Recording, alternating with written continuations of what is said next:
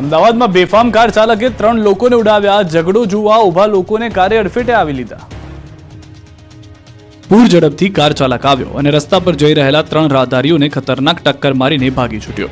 ઘટના અમદાવાદના બાપુનગરની હરદાસ ચોકી નજીકનો છે.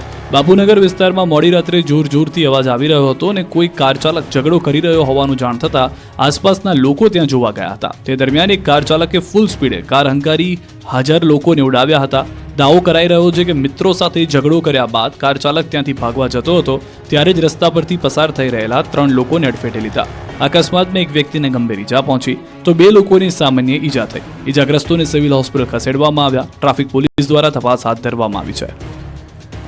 ખેડાથી સમાચાર. કપડવંજ નડિયાદ રોડ પર અકસ્માત. થાર અને એસટી બસ વચ્ચે સર્જાયો અકસ્માત. ફૂલ સ્પીડે આવતી થાર સામેથી આવતી એસટી બસમાં ઘૂસી ગઈ.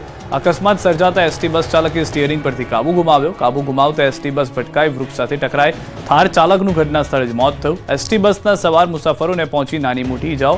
તમામ ઈજાગ્રસ્તોને કપડવંજ સરકારી હોસ્પિટલ ખસેડાયા. થાર ચાલકે મૃતદેહને પોસ્ટમોર્ટમ માટે ખસેડાયો.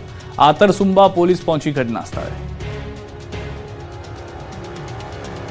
સુરેન્દ્રનગરમાં પણ બેફામ બન્યા છે ડમ્પર ચાલકો. સ્કૂલ વાનને ટક્કર મારી ડમ્પર ચાલક ફરાર થઈ ગયો. વાંટાવચ ગામ નજીક સર્જાયો અકસ્માત. અકસ્માતમાં એક બાળકનું મોત, 10ને ઈજા.